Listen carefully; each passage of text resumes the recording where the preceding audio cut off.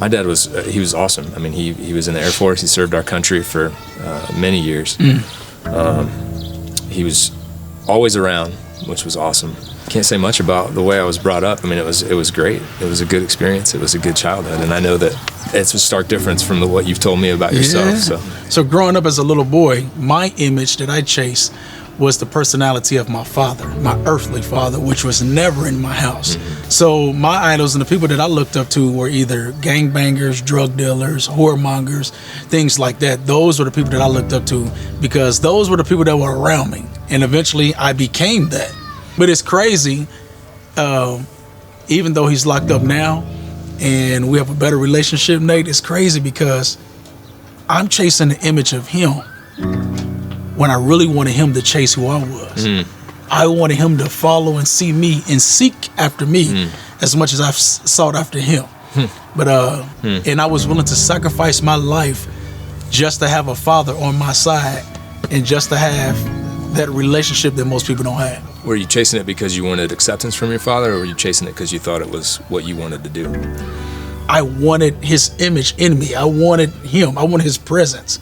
It was weird because I thought if I do what he did and if I became like him and listened to music like him, somehow we would come together. I think every young man seeks approval and acceptance and unity with his father or father figure. Yeah. And unfortunately, sometimes we do things that to get that acceptance that we wouldn't normally do, or that would not be something that would be smiled upon by society. I'm not who I was in the past, you know what I'm saying? Like I said, I changed my life and I started seeking after my Heavenly Father. Right. And he redirected the energy of my mind and repositioned me mentally, physically, and spiritually. Now I'm in a place where I can help others who did chase the image of another man. It's very dangerous, man, when you chase the image of a person that you wasn't created to be. Right. It's very dangerous because now you become that person. You do what they do, you say what they say, you live how they live, and you try to say, this is my personality.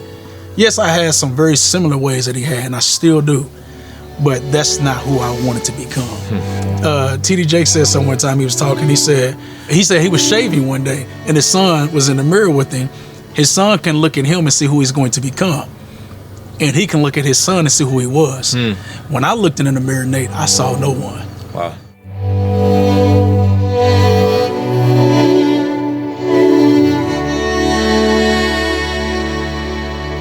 I remember my dad saying his best friend growing up in high school was a black man.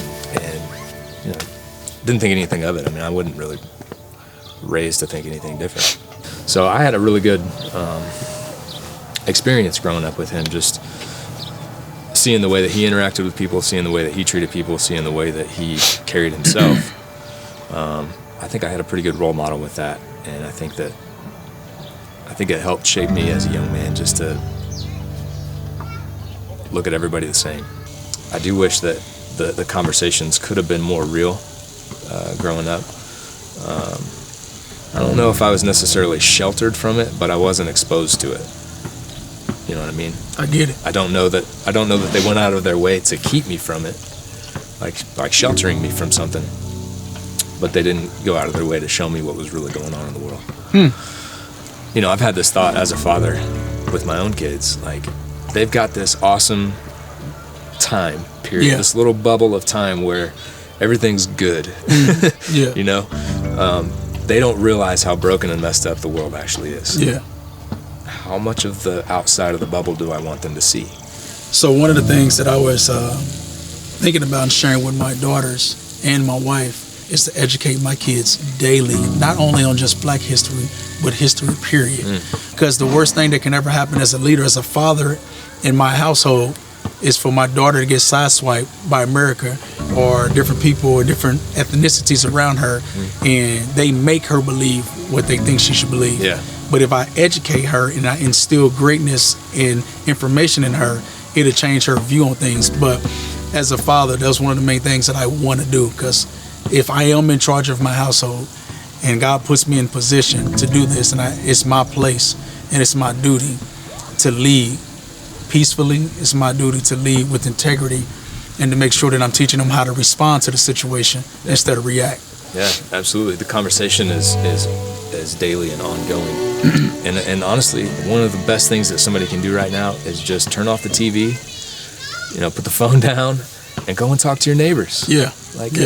Stop listening to what the media or news wants you to hear. Yeah. And go and talk to your neighbors and find out for yourself. And I wish that we would have done more of that as a kid. That's why we have our communications. Exactly. And I think we are a prime example to our kids as fathers. What we should be doing, what we could be doing. My dad kicks with Rick. My dad kicks it with Nate. He's white, he's black. And they see how we love one another and laugh with one another. And we make them sing that what we are doing is right, is good. You know what I'm saying? Yeah. Not that it's abnormal. No, it's normal. It's good for my father. It should be the norm. It should be the norm, man. It's these kind of conversations, these little grassroots kind of things. Yep. That's where the change is going to happen. Yes, absolutely. That's where, you got to start with yourself. Yep. Right? Yep. You start with yourself, and then you exude that out into your family. Yep. Your family makes up the neighborhood. The neighborhoods make up the communities. The communities make up the towns and the cities and the states, and then the country and the world. Right? It makes a big difference. It starts here, Yeah. and then that circle ripples out, and it starts with these kinds of conversations. And as these kinds of things grow, it's unfortunately going to take time. But right now, it's being sped up by the world events and national events. But it's the conversations, it's the discussions, and it's the allowing the freedom to come to conclusions or to think freely on their own that I think is going to help bring change.